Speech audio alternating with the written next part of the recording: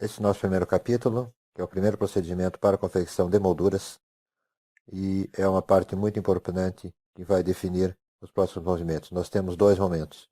No primeiro momento, nós temos uma medida de orçamento.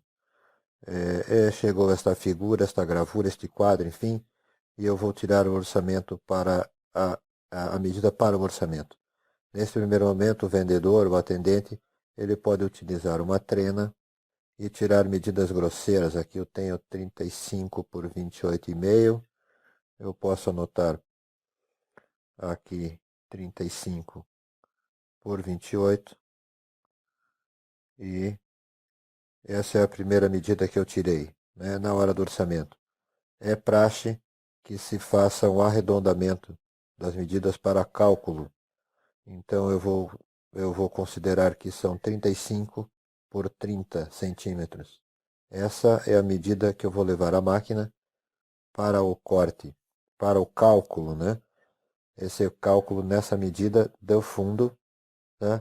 Da base vidro e também o cálculo para a medida externa da moldura, né? Então esse primeiro momento seria para o orçamento.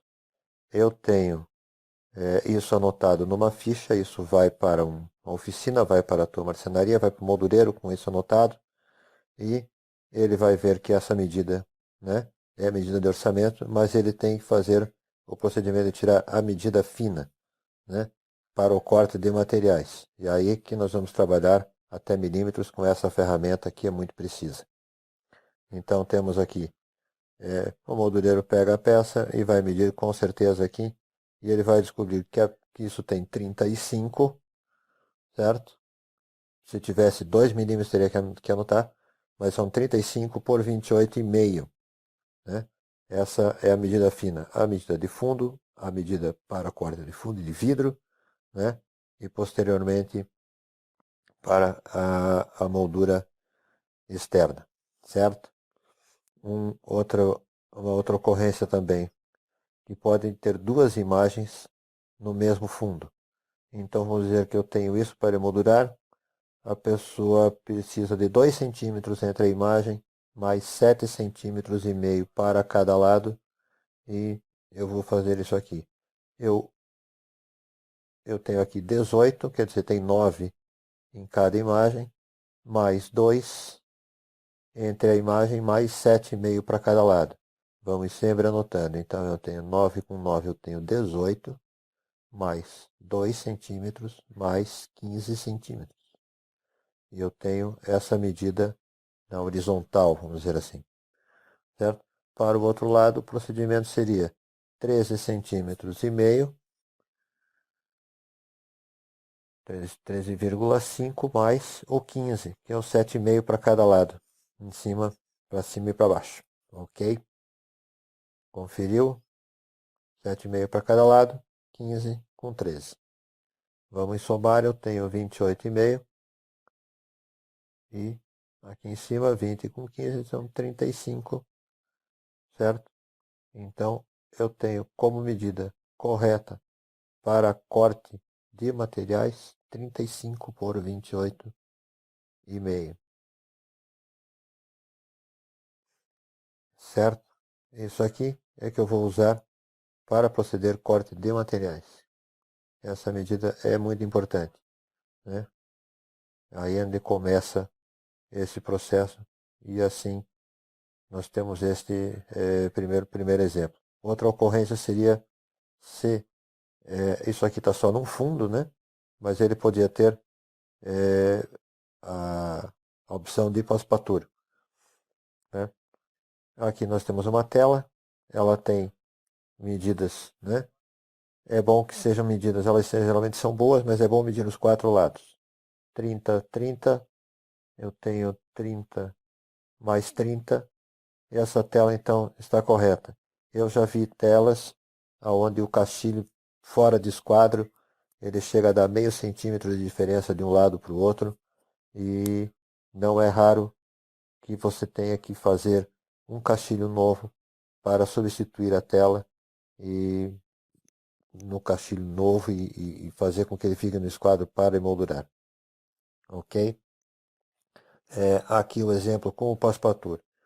Se eu tiver imagens onde vai entrar o passepartout, isso aqui, logicamente, para a medição de corte, eu tenho aqui 28,5, eu vou precisar de uma janela de 27,5 para que meio centímetro fique encaixado embaixo deste meu passepartout aqui no exemplo, o passepartout de papel, certo? Ele pode ter diversas larguras, enfim, mas eu preciso desse apoio, dessa folga, né? Que ele cubra um pouco da imagem. E essa largura externa pode ser variada, o papel também proporciona essa possibilidade. Tem um capítulo especial sobre passepartout, nós vamos ver isso para frente, diferentemente. Outra ocorrência são objetos. Eu tenho uma câmera fotográfica, né? E ela tem então 3 dimensões. Aqui aparece de tudo. O que você imaginar pode vir para emoldurar. Aqui nós temos a máquina tem 10 centímetros por 7, certo? Então isso eu tenho duas medidas. Vamos estimar que este seja o nosso fundo. E eu vou escolher uma margem razoável, né?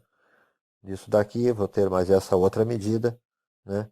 E até aí tudo bem, mediu a imagem, mediu o fundo. Agora eu tenho uma altura, eu tenho essa terceira medida. E eu tenho aqui 4 centímetros, isso significa que eu vou precisar de uma moldura tipo caixa que tenha uma folga de 4 centímetros para acomodar esse objeto. Nós temos que contar que nós temos o vidro e temos que contar que tem o fundo. Isso dá mais ou menos 7 milímetros o vidro e o fundo, 2 e 5 milímetros, e ele deve encaixar nesta coisa perfeitamente. Existem, né, outros padrões de cores e de altura, né, para a escolha dessa moldura tipo caixa, ficam bem bacanas também. Nesse caso, nós temos um capítulo especial.